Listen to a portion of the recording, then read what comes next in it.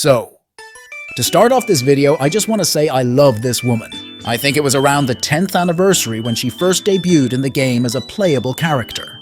But that love doesn't come as naturally as the way I like characters like Musashi or others.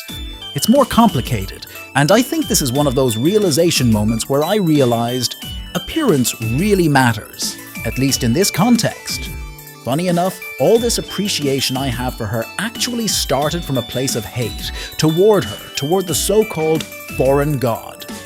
So, let's follow this video for a bit and share the story. Who knows, maybe you'll relate to me too. So, I think you guys are already familiar with this type of video. I mean, I once did one about MASH. You know, when I made a video about something I didn't like, but as the story progressed, it somehow became one of my favorites. Yeah, this is one of those cases, and this time it's about Olga Marie, or well, you Olga Marie. So if you know me, then you probably remember how much I roasted her design before. Honestly, I thought it looked dumb. Way too crowded, like someone turned a Christmas tree into a person, slapped on some oversized horns and called it a day. And that feeling of annoyance grew even more when I found out that the horn couldn't be removed. I'm sorry though for those of you who like the design, but personally, it just feels forced.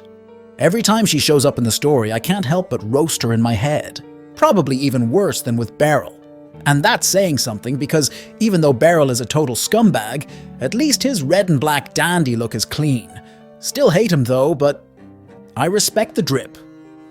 But for Olga, it's a bit different. Look at the screen.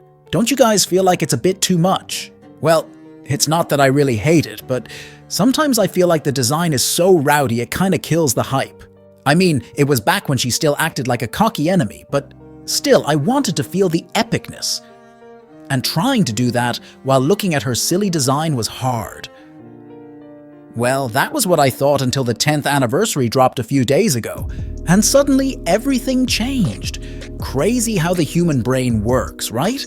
With just a few tweaks, her design looks so much better, like actually good. And seeing her in a different outfit for once was refreshing as hell.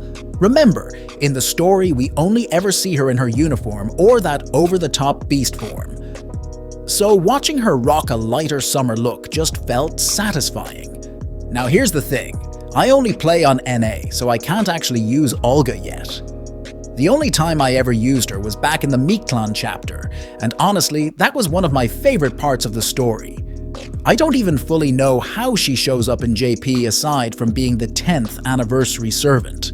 So, I went digging into some interviews with Nasu and Takeuchi, and I found some pretty interesting details about her that I want to share. Oh, and before anyone asks, nope, I'm not talking about gameplay. I'm not good at gameplay analysis, especially for servants that just dropped in JP. I think there are a lot more people who are good at battle analysis, like Mist and Plushie. But for me, I just specialize in crafting nonsense theories that somehow sound like interesting BS. Now let's start by looking at her old and new designs. You see, the difference between them isn't actually that big, but it's effective enough to completely change the vibe. Well, maybe it's just me, but if anyone out there thinks the same way, I'm sure you'll get what I mean. After I realized her design had changed, I actually spent a few minutes comparing the two versions to figure out which parts had the biggest impact. Why did such small changes make the design feel so much better? And I came to the conclusion that it was the coat and its decorations. They got rid of them, and now the design looks much sleeker. On top of that, they made black the dominant color. And let's be honest, whenever black is made more dominant in a style, it almost always feels more stylish. Then there's the last part. For me, it's this part. Now, I know this seems like an inappropriate detail to point out, so I'm sorry. But in the old design, it always bugged me. Don't you guys feel the same? Like, okay, I get the fashion. Nasu was once asked about this in an interview, and he said that Olga Marie's theme was originally meant to be a mix between alien and kaiju. So, maybe as humans, we're just not supposed to fully understand that kind of fashion. In that sense, Nasu did a good job, because that fashion confused the hell out of me. But still, as players, we can't help but question a lot of things, including that part. You start wondering like, why that color? Why is it different from the rest? What's the texture? Hard, soft, or fabric-like? Or maybe you even start questioning what the designer was thinking when they drew it that way. Now, is it bad? Well, not really. For most people, it's not a big deal. But because it's there, you can't help but notice it. And admit it. It crosses your mind too. For the new design, they removed that part and went for a sleeker style. It's more revealing now, but honestly, I think it looks way cooler. The color matches, there aren't many distracting patterns, and overall it feels much cleaner. Takeuchi even commented about her second ascension, or rather, the new Yu Olga design. He said, "After how much screen time the elements gave her, I thought she would need minor tweaks not to feel stale. That's how the tiny changes in her second ascension came to be. So we can imply from that there's no major story relevancy tied to her new design. Well, maybe a little, since her class is changing, but personally, I'm just glad with the way the new design turned out." Now, originally, this was the only thing I wanted to point out in this video. I just want to say that I really love Olga Marie so much after Lost Belt 7, and after seeing her new design as a playable character, she's easily become one of my favorites, even though she hasn't even been released in NA yet. Well, that was the original idea. But I've got to talk about the rest of her ascensions real quick, because I think this is interesting. You see, in an interview, it was explained that Olga has 3 ascensions that are completely different from each other. And this reminds me that ascension forms nowadays don't always have to be step-by-step or phased. Usually, you'd see the outfit start from something basic, then as the level goes up, it gets thicker and cooler. I guess you could compare it to the evolution graphic above for reference. You see what I mean, right? For a proper example, just look at any older servant in FGO. Let's take Fergus, for instance. You can see that his ascension actually evolves gradually. Back in the old days, almost all of them followed this type. Well, except for the swimsuit ones, I guess. But then we have servants like Barghest, whose outfits change because of different circumstances. For example, her first ascension is her knight outfit, her second is a formal dress, and her third is her black dog form. That's a drastic difference with no real progression between the ascension outfits. Like, it's just simply her other form. Now, interestingly, Olga is similar to that. In the interview, it was explained that the reason her first ascension has a light, summer-themed outfit is simply because she debuted during the summer season.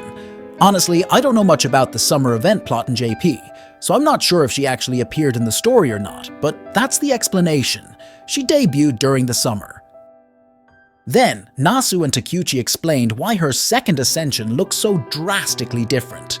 Basically, they wanted to show you Olga Marie with her newest design, and like I said earlier, they just made it look sleeker with a bit more fabric. But her third ascension is the most unique, because this one is basically a what-if form. A version of Olga Marie if she had grown up, matured, and succeeded. Takeuchi said he wanted to show Olga as someone who grew without becoming an ultra or foreign being. And honestly, that's kinda sweet. He also mentioned it's like the concept of the Craft Essence Limited Zero Over, which shows a master at a stage of maturity they never actually reached in the main story. So yeah, it's a what-if scenario. Now, I said the reason behind the third ascension is kinda sweet, right? They just wanted to show Olga's adult form, the version of her that attains greatness and all that. But I also think there's another, deeper reason, one that's tied to the story. You see, Takeuchi and Nasu explained that Olga will become one of the key elements in the final conflict of FGO's main story. Originally, they planned for her to debut as a playable character after the story was finished, but they scrapped that idea and decided to release her now to build hype. So honestly, seeing her in that form and hearing the reason that it's just a what-if feels like kind of a lie.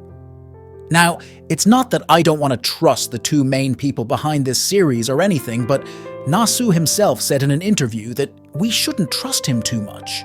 He literally warned us to be careful because he'll say one thing and then twist it around later. In the translation I read, he even said, "But be ready to call bullshit on how I handle my phrasing." Sure, the context of that sentence is different, but come on, we already know Nasu is going to do something like this. It's nothing new. But honestly though, I don't even mind. I mean, that's what's so special about stories with magic. If you can't explain it, then the reason is simply because it's magic, and that solves it. Or at least that's the desperate answer for something the plot itself can't explain, or just because of technical reasons outside the series. So yeah, that's about it. I still want to make a proper, detailed video about Olga, but let's just wait a bit more, okay? She hasn't even debuted in NA yet. I mean, the playable version. So that's it for now. Click subscribe, like, and share the video, and I'll see you guys next time.